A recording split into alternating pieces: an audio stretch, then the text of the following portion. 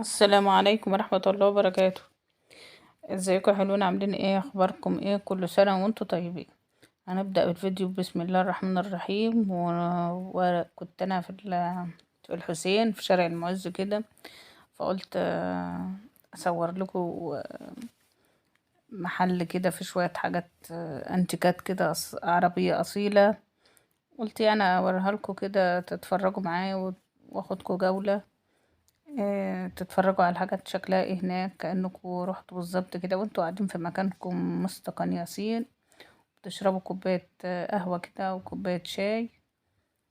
نوريكم بقى بعض الحاجات اللي انتوا الناس اللي هي مهتمة بقى بالفخامة كده والعراقة والحاجات المصرية القديمة والحاجات الحلوة اللي انتوا شايفينها قدامكم دي.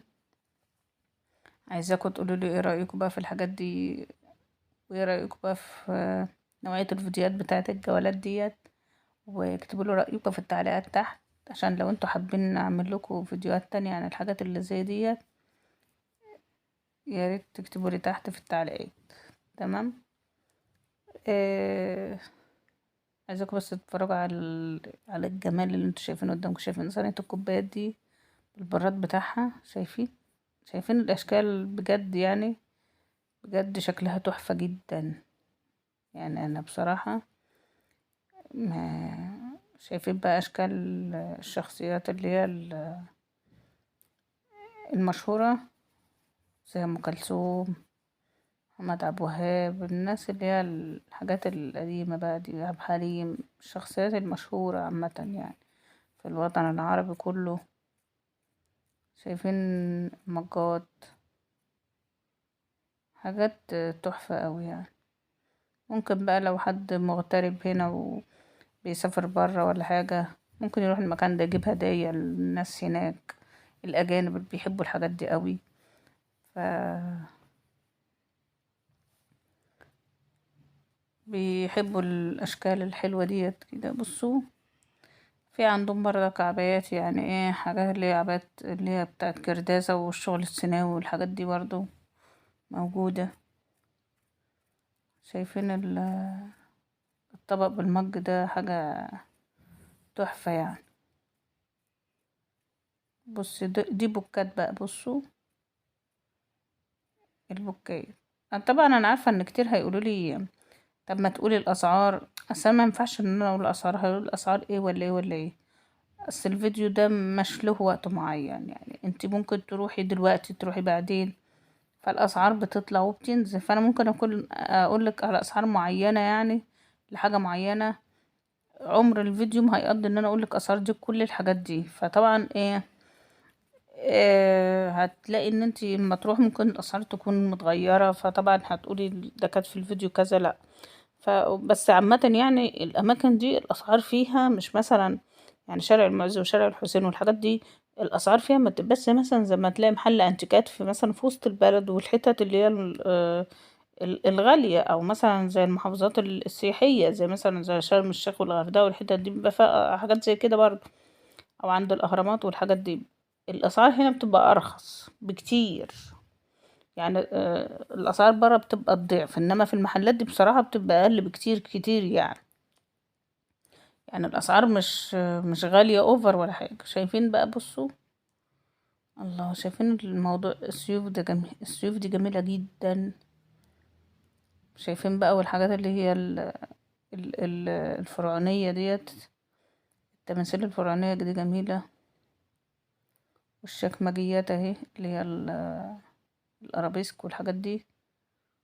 بصوا حاجات تحفة.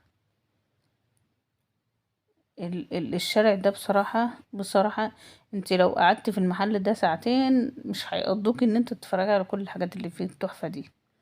بجد بجد شايفين؟ الله، بجد حاجات جميلة جدا، بجد حاجات تحفة.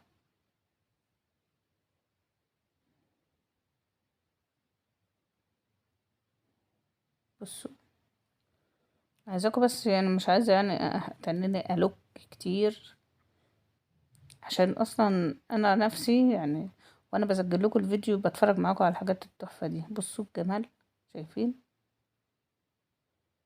فصاحب المحل بصراحة مشكور يعني ان هو يعني اداني الفرصة ان انا اصور الحاجات التحفة دي. طبعا انا هسيب لكم كارت المحل ده في اخر الفيديو لو عايزين تروحوا. قولوا له انتوا جايين من طرف قناة مروة سعيد، هيعمل لكم خصم ان شاء الله. بس اهم حاجة تقولوا له ان انتوا جايين من طرف القناة عشان يعمل لكم خصم.